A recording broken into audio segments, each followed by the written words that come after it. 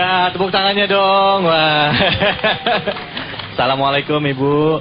Waalaikumsalam. Nah, apa kabarnya? Sehat? Baik, sehat alhamdulillah. Puasa semua Bu ya, insya Allah ya? Puasa. Wah, alhamdulillah. Bu, tadi luar biasa. Ini berapa lama latihannya Ibu? Khusus untuk acara ini hanya semalam. Khusus untuk acara ini hanya semalam? Bisa sebagus itu? Kecak-kecak tepuk tangan lagi dong. Oh, terima kasih, alhamdulillah. Luar biasa. Iya. Tapi rutin gak sih sebenarnya ada kegiatan grup musik Kolintang ini? Ini dari Manado ya? Iya. Alat musik dari Manado ya? Ya kebetulan saat ini saya berada bersama ibu-ibu dari Persit Cabang 5, grup 3 Kopassus. Dan tadi sama-sama kita sudah menyaksikan penampilan dari ibu-ibu ini ya. Alhamdulillah sebenarnya luar biasa. Dan nanti bicara mengenai masalah kepemimpinan ya, nanti ibu-ibu juga ikutan juga nanti ya Bu ya, karena biasanya kalau ibu-ibu yang ada di Persit ini adalah ibu-ibu yang tahan banting. Kenapa? Bagaimana mereka harus merelakan suaminya berjuang demi negara, dan mereka juga harus mengurus anak-anaknya di rumah. Subhanallah. Kita beri tepuk tangan dan aplaus yang luar biasa. Ya baik, saya mau menyapa dulu pemirsa di rumah ya Bu ya. Assalamualaikum warahmatullahi wabarakatuh. Pemirsa dimanapun saja Anda berada, alhamdulillahirabbil alamin. Pada kesempatan kali ini kita kembali lagi bersilaturahim ya. Tanpa terasa sekarang kita sudah masuki 10 hari pertama di bulan Ramadan ya. Mudah-mudahan 10 hari ini badan kita jadi semakin kuat dan kita mulai terbiasa lagi untuk menjalankan ibadah puasa, dan juga kita semakin menambah kualitas ibadah kita. Tidak hanya puasa tapi juga ibadah-ibadah yang lain. Pemirsa, seperti yang tadi sudah saya sampaikan, tema kami kali ini adalah bicara mengenai kepemimpinan yang sejati. Bagaimana di balik seorang pria yang hebat, pasti di belakangnya ada wanita yang kuat, dan tentunya tidak kalah hebat dengan suami-suaminya atau pria-pria hebat tersebut. Ya, dan pada kesempatan kali ini tentunya kita sama-sama akan mendengarkan tausiah dan ceramah dari guru kita, yaitu Kiai Haji Zainuddin MZ dan juga Ustadz kita Ustadz Zaki Mirza. Dan disiarkan langsung kali ini khusus dari Masjid Mako Kopassus Cijantung, Jakarta Timur. Balai Komando Mako Kopassus Cijantung, Jakarta Timur. Dan tentunya nanti kami akan mempersembahkan juga hadiah untuk Anda ya, persembahan dari Top One Action Matic. Inilah dia Tablik Akbar Ramadan 1431 Hijriah.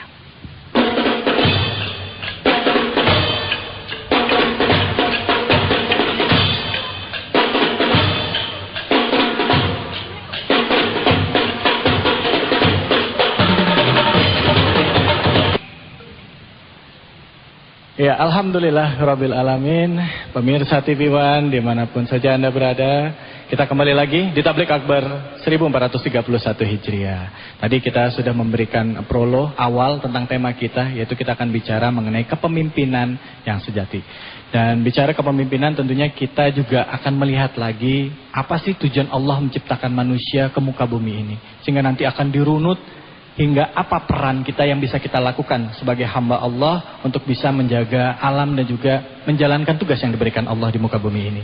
Nah, untuk kesempatan yang pertama, sambil kita nanti juga akan menantikan kedatangan dari Kiai Haji Zainuddin MZ, kita berikan kesempatan yang pertama kepada Ustadz Zaki Mirza. Zaki Mirza akan bersakan, silakan. Ya, terima kasih Bang David atas kesempatannya. Bismillahirrahmanirrahim. Assalamualaikum warahmatullahi wabarakatuh. Ahmadullah alladzi la ilaha illa huwa wa usalli wa usallimu ala sayyidina Muhammadin imamil mukhlisin wa sayyidil mujahidin wa ala alihi wa sahbihi wat tabi'in. Amma ba'd. Pemirsa Tablik Akbar Ramadan TV One yang senantiasa dimuliakan oleh Allah Subhanahu wa taala. Ayahanda, dipanggil ayahanda kayaknya masih pada muda semua ya. Yang enak saya panggil abang-abang aja ya. Abang-abang yang senantiasa dimuliakan oleh Allah Subhanahu wa taala. Amin. Ini kalau dilihat Bang David, tidak ada yang absen bajunya satupun dari topi. Iya. Nah, ini lambang bahwa orang Islam itu memang harus belajar disiplin, memimpin dengan disiplin.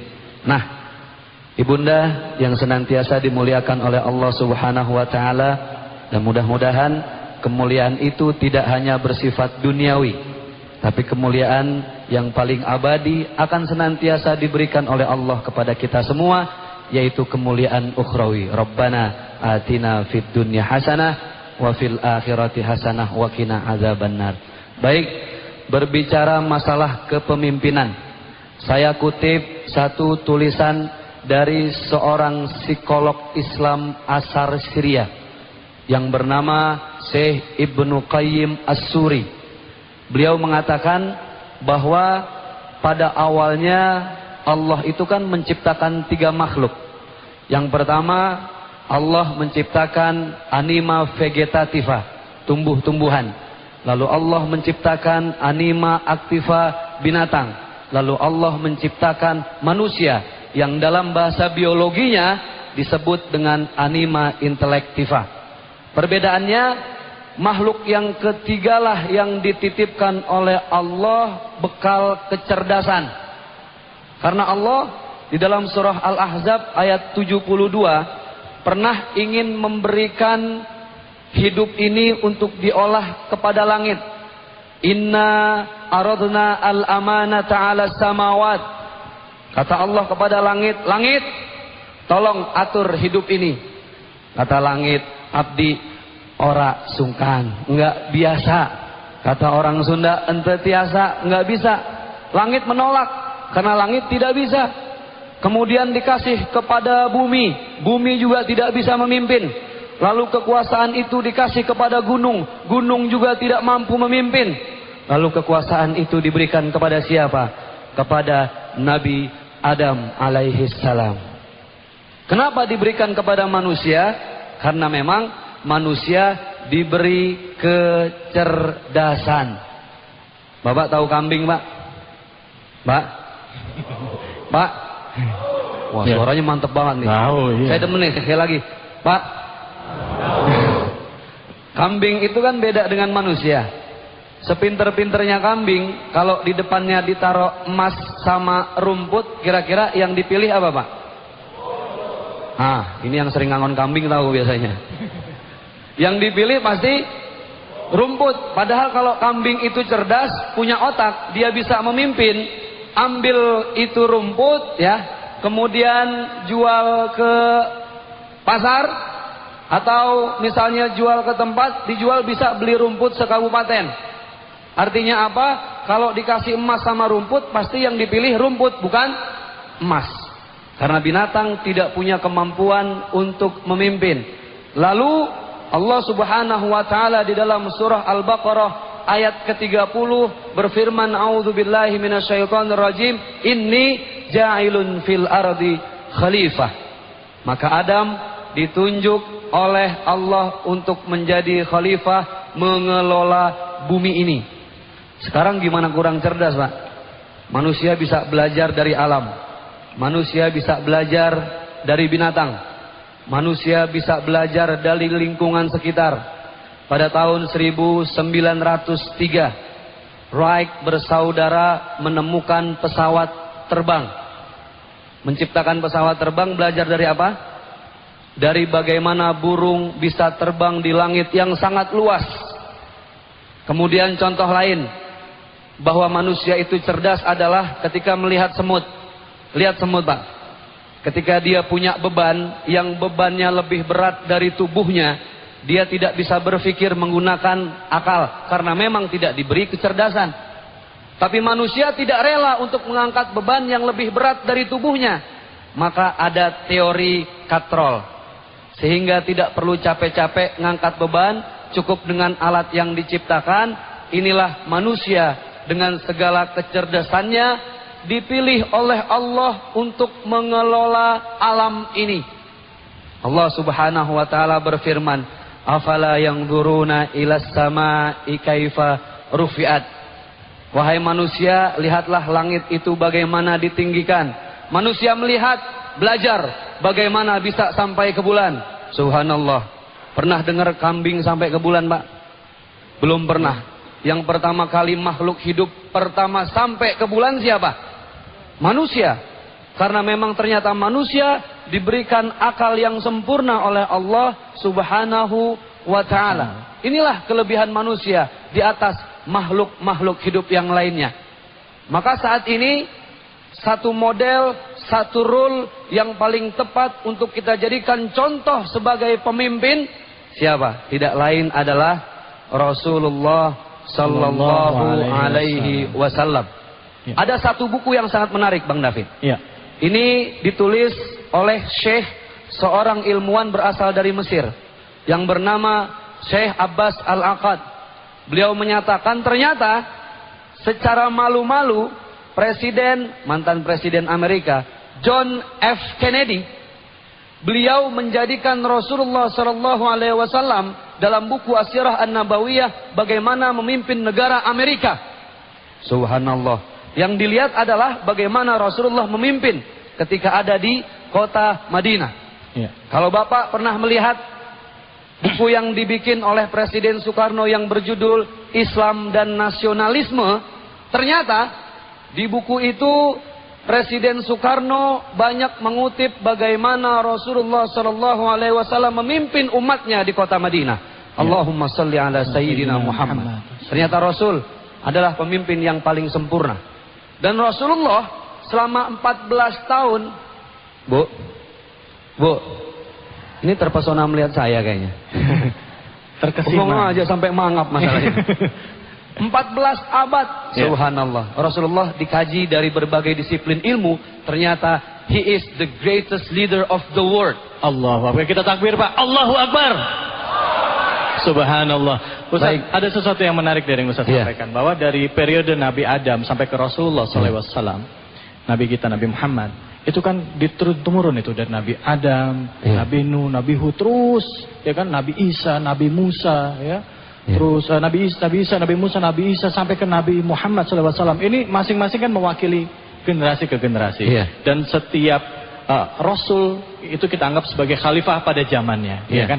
Nah, ada hal yang menarik seperti yang tadi Ustaz katakan, bahwa masing-masing ini kita yakin bahwa Rasul, di dalam Rasul itu ada kepribadian ya yang merupakan uswatun hasanah, ya kan, kepribadian yang baik. Nah, kira-kira bagaimana kita bisa menyikapi seorang Rasul, ya, Rasulullah SAW di dalam keluarganya, ya. Nah, nanti Ustaz Zaki bisa bercerita kepada kita ya. Nanti kita akan bicara bagaimana seorang Rasul memimpin keluarganya. Keluarga ini bisa jadi memang istri dan anak-anaknya ataupun lingkungannya, ya. Tepat sekali mungkin kita bahas pada kesempatan kali ini. Jangan kemana-mana, kita akan kembali lagi, tetaplah di Tablik Akbar Ramadan 1431 Hijriah. Ya pemirsa, alhamdulillah kita kembali lagi di Tablik Akbar Ramadan 1431 Hijriah. Tadi sama-sama kita sudah mendengarkan tausiah awal dari Ustaz Zaki Mirza, ya, bicara tentang peran manusia di bumi ini. Kenapa Allah menurunkan Nabi Adam ke muka bumi ini sebagai pemimpin pada saat ditanyakan bumi, bahkan langit pun tidak ada yang sanggup memegang sampai amanah. Gunung pun ditanya. Iya, bahkan gunung pun ditanya, tidak sanggup untuk memegang amanah ini. Hanya manusialah yang akhirnya mendapatkan atau memegang amanah untuk menjaga bumi ini. Di mana waktu itu adalah tanggung jawab kita sebagai anak cucu Adam. Tetapi memang dalam perjalanannya Ustadz, seringkali kita manusia kan hilaf. Ya, kita seringkali hilaf atau kita merasakan dengan karakter kita yang memiliki keterbatasan, ya. Jangankan kita memimpin orang lain, memimpin diri sendiri aja kadang-kala susah gitu. Saya mau coba mengkaitkan dengan salah satu ayat di dalam Al-Qur'an, ya, di mana laqad kana lakum fi Rasulillahi uswatun hasanah tadi gitu. Bahwa di dalam diri Rasulullah terdapat pribadi yang baik. Nah, gimana kita bisa bersikap dari seorang figur Rasulullah? Beliau memimpin dirinya sendiri dan juga memimpin keluarganya. Silakan Ustaz. Baik. Setiap manusia itu yang pasti adalah pemimpin untuk dirinya sendiri. Ini dalam skala mikro, Pak. Pak RT adalah pemimpin bagi warganya dalam satu RT. Naik lagi, Pak RW adalah pemimpin yang mengurus masyarakatnya dalam skup satu RW. Terus naik dan terus naik dan terus naik ke dalam tingkat yang lebih tinggi. Tapi untuk masing-masing ternyata diri kita adalah pemimpin untuk diri kita masing-masing. Makanya Rasulullah SAW setelah perang Badar, beliau menjawab satu tanggapan dari salah seorang sahabat.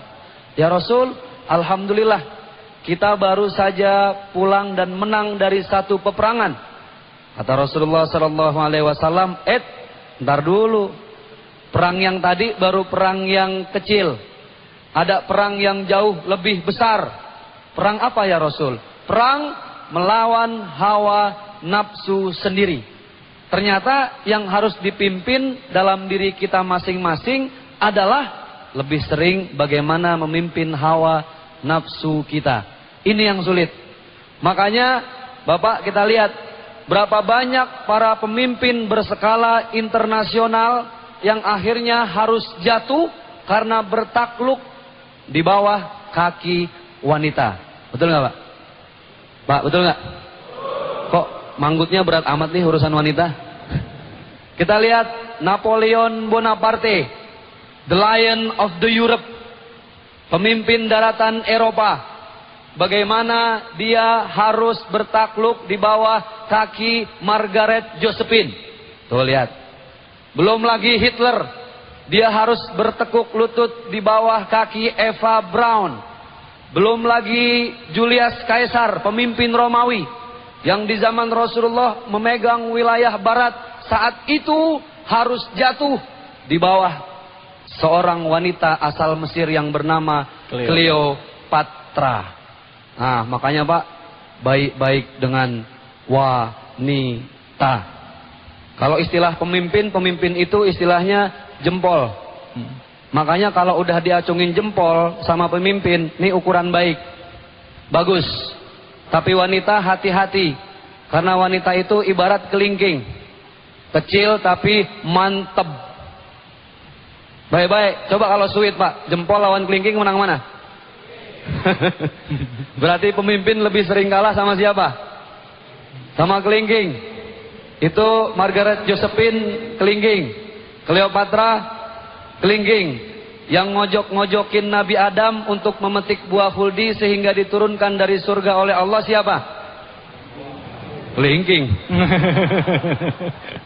Siti Hawa itu perempuan semua Pak.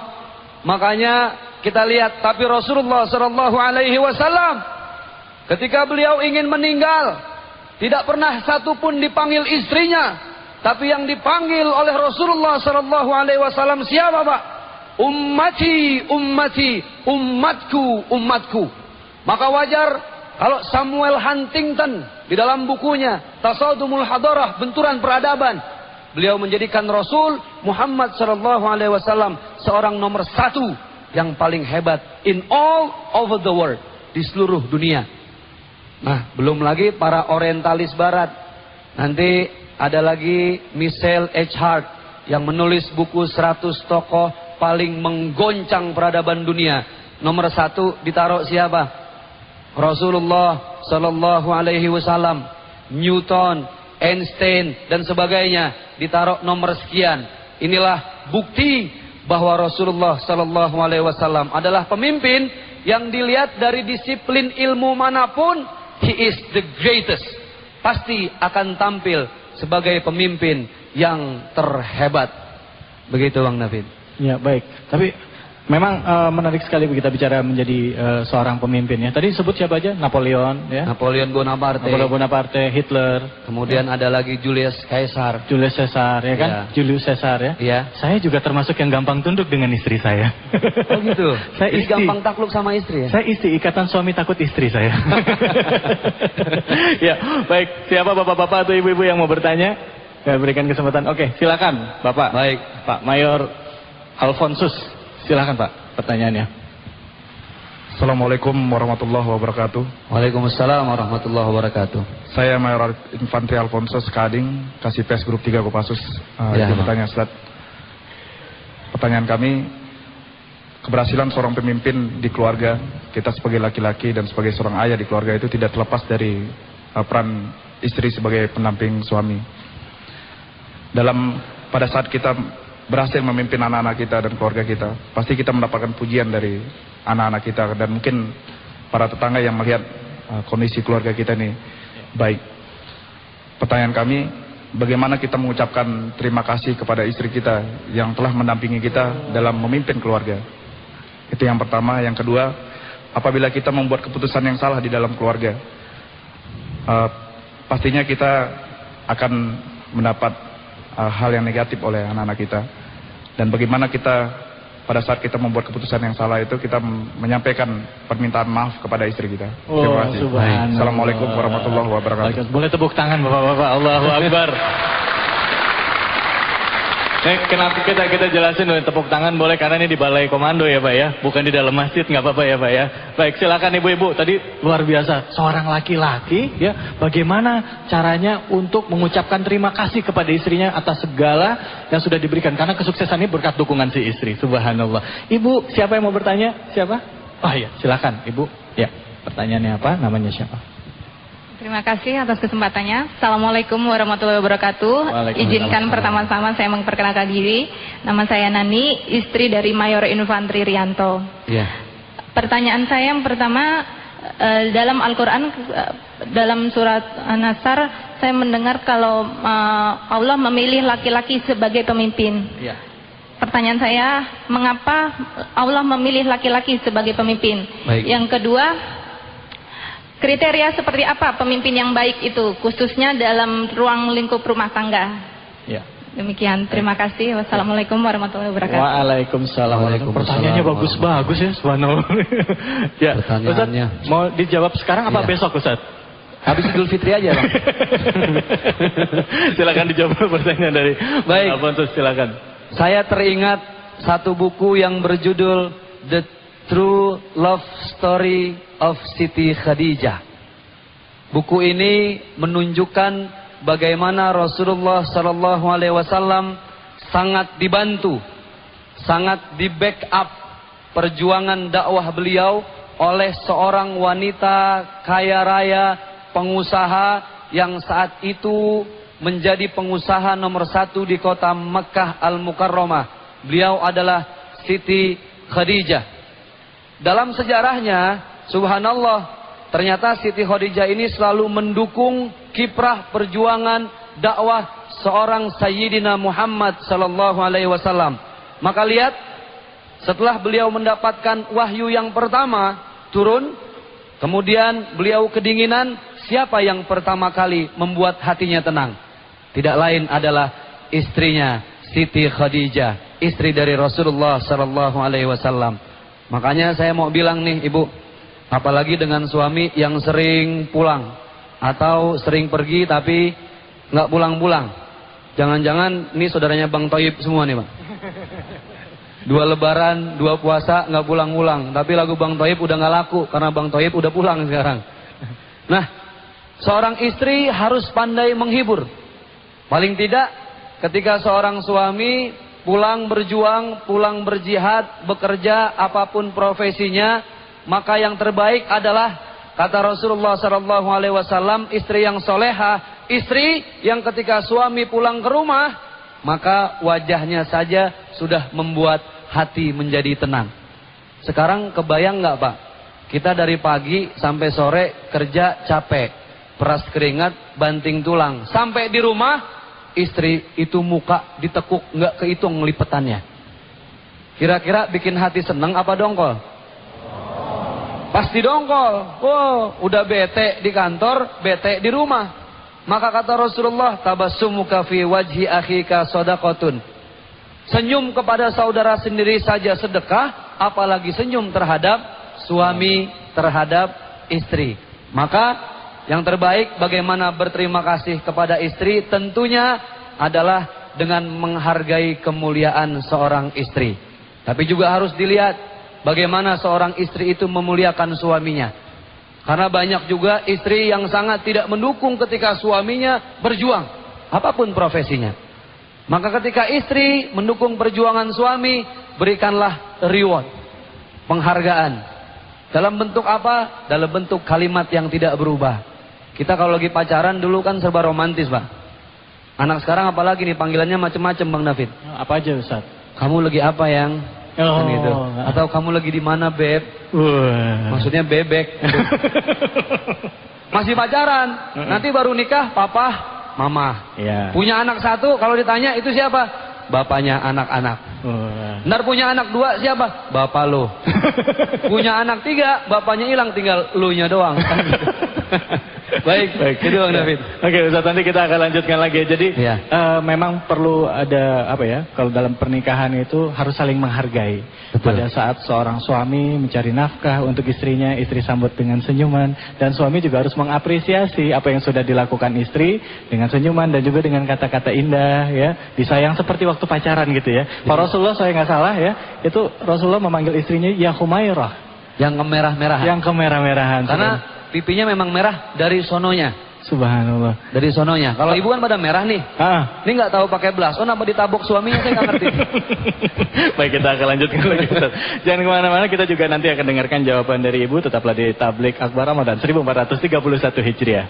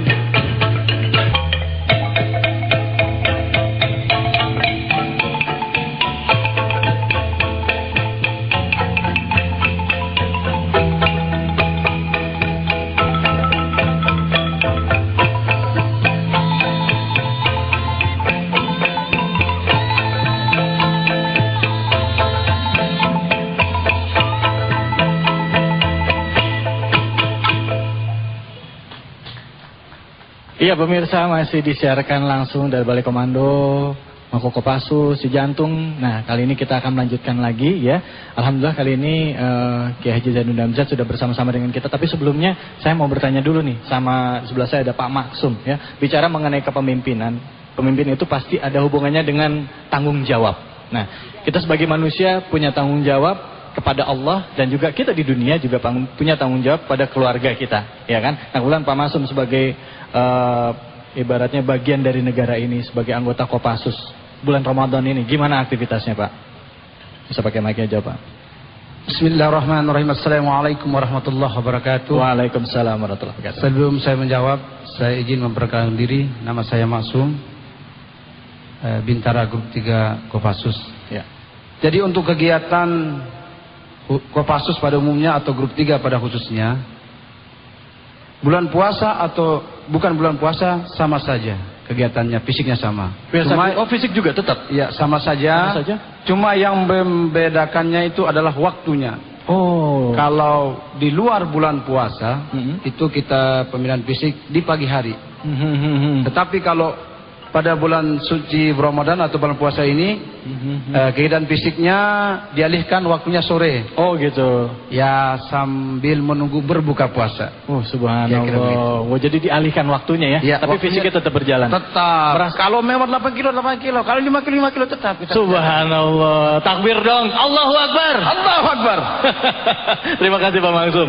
Inilah dia bentuk bagaimana prajurit kita siap untuk mempertahankan negara kita walaupun puasa, karena banyak kemenangan peperangan yang diraih oleh umat Islam ya pada saat bulan puasa. Oke, bicara kepemimpinan, tentunya kita akan melanjutkan lagi untuk mendengarkan tausiah dan juga ceramah dari guru kita. Seperti yang tadi kami janjikan kepada Anda pemirsa, bahwa saat lagi kita akan mendengar tausiah dari Kiai Haji Zainuddin Amjad. Sudah hadir bersama kita. Assalamualaikum Kiai.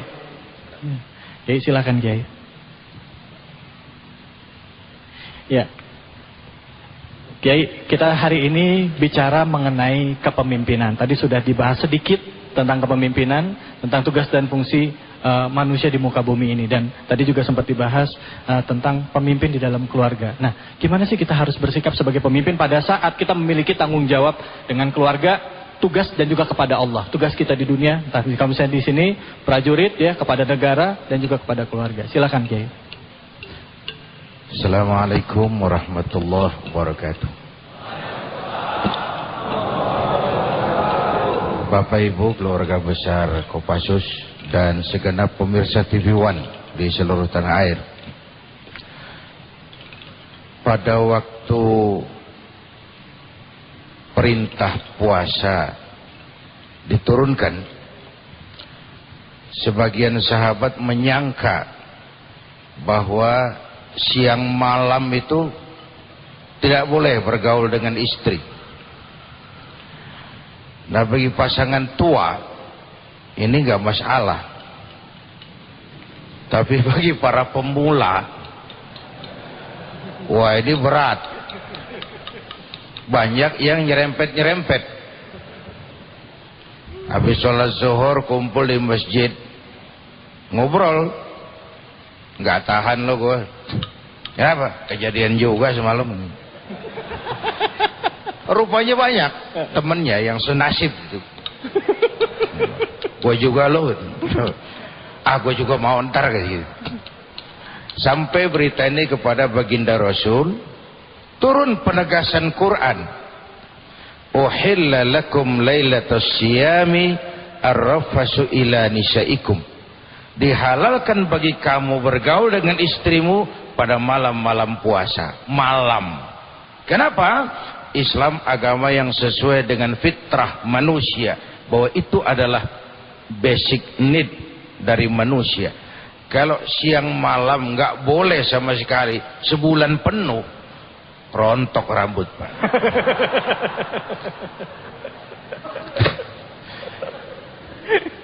Tapi ada yang mau saya sampaikan berkaitan dengan ini. Ayatnya kemudian menyambung. Kenapa dibolehkan? Karena kau suami adalah pakaian untuk istrimu, kau istri adalah pakaian untuk suamimu. Ini sebenarnya arahnya. Quran dengan bahasa yang indah bilang, hunna libasul lakum wa antum libasul lahun. Istri pakaian suami, suami pakaian istri. Sebelum kita masuk kepada kepemimpinan di rumah tangga. Kenapa pakaian? Pertama, tugas utama pakaian adalah nutup aurat. Itu dulu yang penting.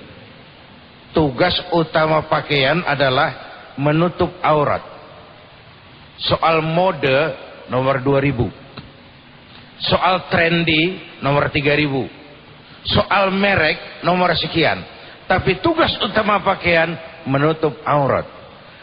Kalau suami istri ibarat pakaian, maka dia harus saling menutupi kekurangan masing-masing. Ini dulu yang pertama.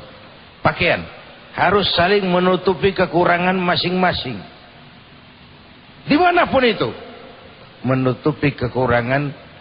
Memang dalam Islam suami pemimpin di rumah tangga. Dalam Islam istri wajib taat, tapi selalu ada demokrasi.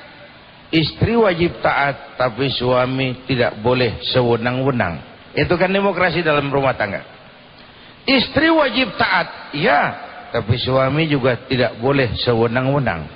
Pakaian harus saling menutupi aurat.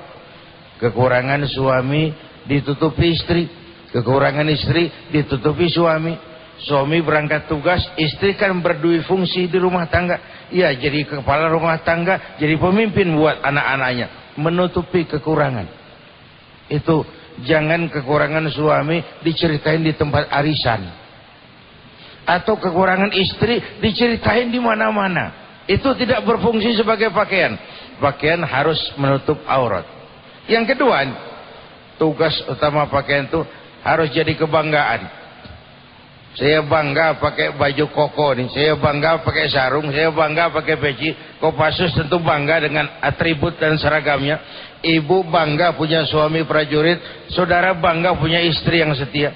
Kebanggaan itu menimbulkan rasa respek. Respek memudahkan timbulnya saling pengertian.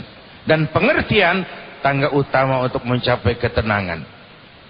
Bagaimana orang mau respect kalau dia tidak bangga? Bagaimana orang mau bangga kalau dia tidak mengerti tentang apa sesungguhnya suaminya dan apa tugas utamanya? Jadi ini yang kedua, pakaian harus jadi kebanggaan. Kebanggaan menimbulkan respect, respect menimbulkan rasa hormat, dan rasa hormat mudah menimbulkan saling pengertian. Saudara, sekarang ini kita hidup di abad entertain. Orang pinter bangun pencitraan. Ini dilema demokrasi kita. Sementara demokrasi itu kan hanya bicara kuantitas, nggak pernah bicara kualitas. Setengah tanpa satu itulah pemenang. Mau rombongan preman, yaitu. Yang kedua, demokrasi memang agak sulit kalau ditegakkan di atas kemiskinan dan kebodohan. Goyah sendinya. Sehingga tetap saja peluang akan diperoleh oleh para pemilik modal. Pada saat rakyat terkena penyakit pragmatisme, kan sulit berharap rakyat yang lagi lapar dan perlu pekerjaan bisa memilih pemimpin yang bagus. Agak berat itu. Ditambah abad pencitraan. Sekarang ini siapa pakai apa, siapa mau jadi apa, sering gak jelas. Atribut aja kacau sekarang. Pemburu hantu pakai sorban. Bentar lagi kiai pakai helm ini. Atribut aja udah kacau. Siapa pakai apa, siapa mau jadi apa, nggak karuan. Jadi saya nggak heran kalau melihat artis mau jadi bupati. Saya nggak usah sebut nama lah itu. Ya, mau jadi bupati. Ya, dengan segala hormat, saya menghargai hak demokrasi orang. Dengan segala hormat saya menghargai hak seseorang untuk dicalonkan dan mencalonkan. Tapi dengan segala hormat saya harus memperingati seluruh rakyat kita bahwa urusan itu lebih baik serahkan ahlinya. Bahwa urusan itu lebih baik diserahkan ahlinya. Dari dulu saya mengatakan tentara TNI dengan rakyat itu seperti hutan dengan harimau, Pak. Kopassus dengan rakyat seperti hutan dengan harimau itu tidak boleh pisah. Hutan itu kalau nggak ada harimaunya nggak angker loh, Pak. Siapa saja seenaknya masuk hutan, nebang pohon seenaknya. Kenapa? Hutan nggak ada harimaunya, nggak ditakuti orang. Tapi harimau juga kalau nggak tinggal di hutan ikut sirkus itu loh. Harimau tuh kalau sudah ikut sirkus tuh hilang wibawanya tuh. Disuruh duduk, disuruh lompat. Da abdi mah kumaha juragan wae ayeuna malah. Baik. Sebentar, pada kiunya, maka harimau harus jaga hutan, hutan juga harus tahu keperluan harimau. Ada take and give-nya di situ. Iya. Nah itu nanti dalam konteks rumah tangga kita akan runtun lagi. Baik, kita akan lanjutkan lagi. Pastinya ini berhubungan dengan tugas dan fungsi masing-masing, ya kan gitu. Negara kita ini tentunya akan diakui kedaulatannya, ya, oleh tetangga-tetangganya, tentunya dengan memiliki pertahanan yang kuat. Seperti yang sekarang ini, pasukan Kopassus ini termasuk salah satu pasukan elit terbaik di dunia. Kita beri tepuk tangan buat Kopassus, subhanallah. Baik, pemirsa, kita akan lanjutkan lagi, ya. Kita akan lanjutkan lagi. Nanti kami juga akan memberikan hadiah untuk Anda dan nanti Pak Kiai juga akan bicara lebih banyak lagi tentang keluarga, ya. Jangan kemana-mana, tetaplah di Tablik Akbar Ramadan 1431 Hijriah.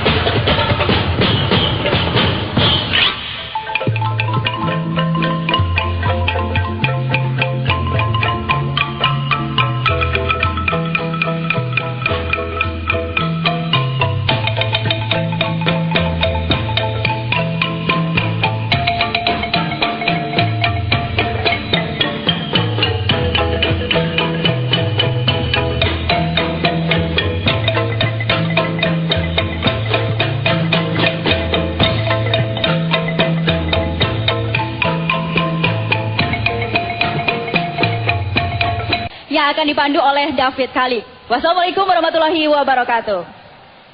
Ya, terima kasih Popi, alhamdulillah rabbil alamin. Pemirsa, kita kembali lagi di Tablik Akbar Ramadan 1431 Hijriah.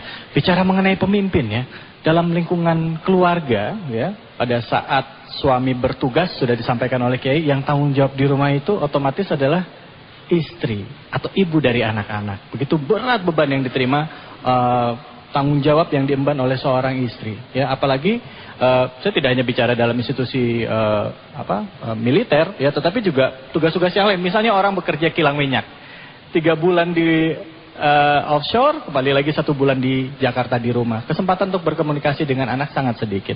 Nah, tentunya kita akan kembali lagi bagaimana sih Islam sebenarnya memandang ya perempuan. Soalnya ada kaum orientalis yang mengatakan bahwa Islam itu selalu menomorduakan ya posisi perempuan. Nah, Kiai, gimana kita bersikap terhadap ini, Kiai?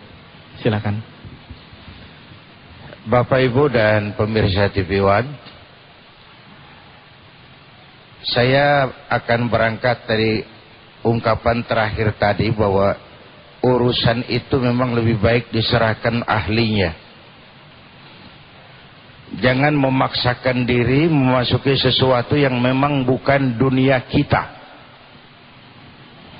Toh ini sesuai dengan prinsip manajemen modern bahwa the right man in the right job, the right man on the right place, dan seterusnya. Nah, satu hari sekelompok perempuan unjuk rasa kepada baginda Nabi. Tapi tentu unjuk rasa yang sopan. Kalau kita kan sekarang ini seperti tercabut dari akar budaya kita sebagai bangsa. Demo tuh nggak sah kalau nggak mecahin kaca. Nggak afdol kalau nggak nyaci maki orang. Kita seperti terserabut dari akar budaya kita. Tiba-tiba kita jadi bangsa yang beringas. Nah, ini sekelompok ibu-ibu unjuk rasa. Ya Rasul, orang laki sih enak dong. Enak kenapa? Iyalah, kalau orang laki berhaji, kami haji. Orang laki puasa, kami puasa. Orang laki sodako, kami sodako. Tapi kalau mereka orang laki jihad, maju ke medan perang dengan pedang, tombak dan panah, kami cuma disuruh nunggu di rumah. Padahal kami kepengen loh mendapat pahala jihad itu. Kami kepengen mati bersimbah darah, gugur sebagai syahid. Izinkan kami maju ke medan perang ya Rasul. Ini perasaan ibu-ibu itu. Rasulullah senyum. Bu, ibu ndak usah khawatir. Ibu juga punya jihad loh. Apa jihad kami ya Rasul? Jihadukunna fi buyutikunna. Jihad ibu-ibu adalah di rumah tangga ibu-ibu. Ini keseimbangan. Jadi suami di medan tugas, ibu di rumah punya porsi yang sama. Karena tidak seorang suami bisa sukses jadi apapun dia tanpa peran serta dan dukungan istrinya, yang pengaruhnya sangat besar. Suami yang jujur, polos, lugu, sederhana, bisa jadi koruptor ulung kalau dikipas-kipasi istrinya. Ini tukang kipas paling ahli. Tukang kompor, tukang kipas. Saya punya teman mubalik. Biasanya pidatonya sejuk, asik, runtun, enak didengar. Satu malam acara sama-sama, saya kaget dengar ceramahnya. Wah, semua salah. Ulama dihantam, pemerintah, udahlah semua salah. Selesai acara, kami ngobrol sama-sama, makan sama-sama bulan malam waktu itu. Saya tanya, tumben pidato lu keras benar malam ini. Dia bilang tadi mau berangkat gue habis ribut sama bini gue katanya. Ini gatel di mana, garuknya di mana ini? Saya mau cerita pengaruh rumah tangga dalam pelaksanaan tugas. Sangat dahsyat dampaknya itu. Tidak ada seorang suami bisa sukses jadi apapun dia tanpa peran serta dan dukungan istrinya. Karena itu Islam sejak awalnya muncul memang untuk mengangkat harkat, derajat dan martabat perempuan. Coba ibu lihat. Sebelum Rasulullah datang, perempuan itu menyedihkan nasibnya. Ini enggak cerita Arab, cerita dunia. Dunia 14 abad yang lalu. Jangan lupa itu, Amerika baru membangun demokrasi 200 tahun yang lalu. Ini dunia 14 abad yang lalu. Di dunia nasib perempuan itu dilecehkan. Alat pemuas nafsu, dilahirkan hanya untuk melahirkan. Kalaupun berperan, peranannya enggak lebih segitiga pengaman. Dapur, sumur, kasur. Kasur, sumur, dapur. Dapur, sumur, kasur. Muter-muter di situ. Dilecehkan. Alat pemuas nafsu. Dilahirkan hanya untuk melahirkan. Harganya murah. Sebelum Islam datang, murah. Sebelum Islam datang, murah. Sebelum Islam datang, Masya Allah, tidak usah jauh-jauh. Raja-raja Jawa kita, Pak, sebelum kenal Islam, seenaknya ngoleksi perempuan tuh. Dijadikan selir, murah. Sultan-sultan di Turki, ratusan piara haram di istana. Kaisar terakhir dinasti Ming Cina bangun Perbodan City itu kan 1000 kamar karena istrinya 1000. Lah udah, saya ngebayangin tuh kalau raja istrinya 1000, kapan pakai kolornya tuh raja, Pak? Innalillahi, maaf.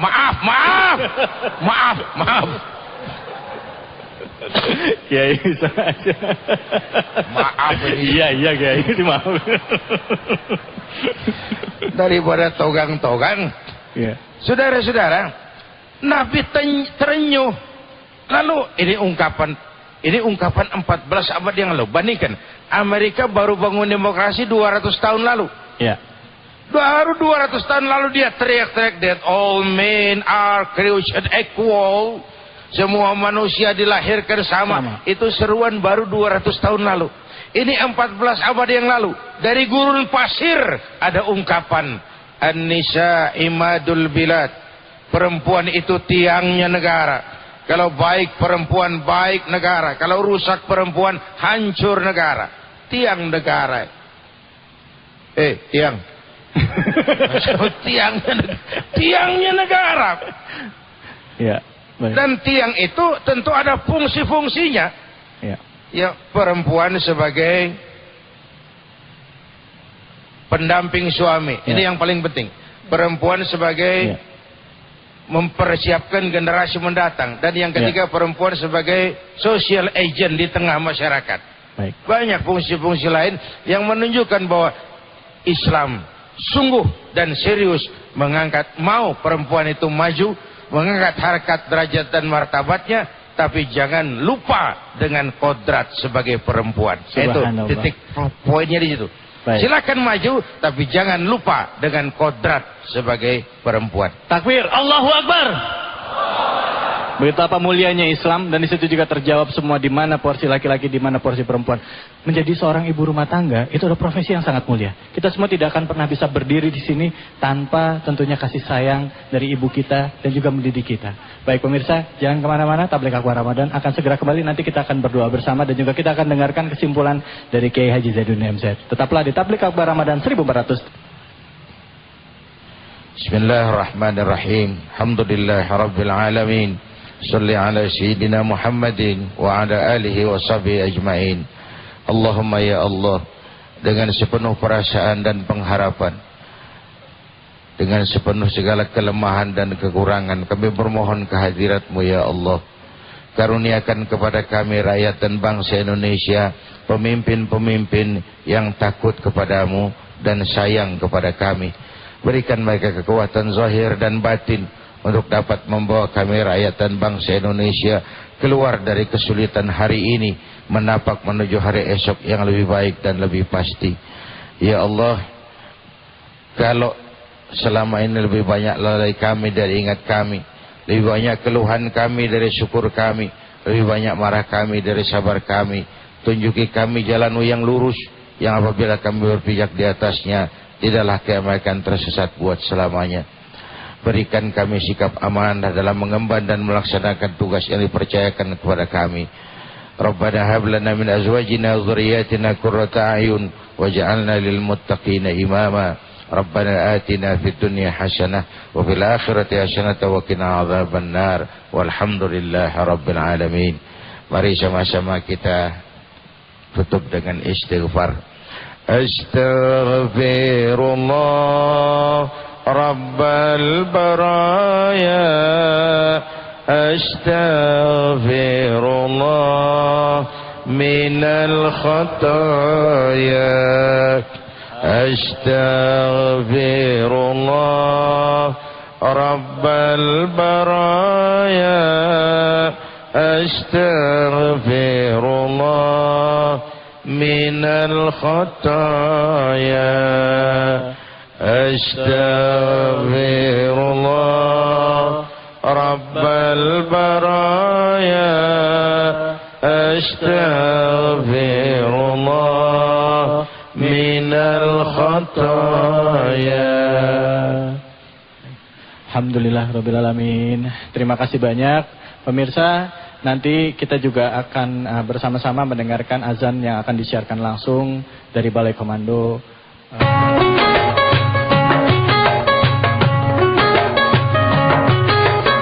Anda baru saja menyaksikan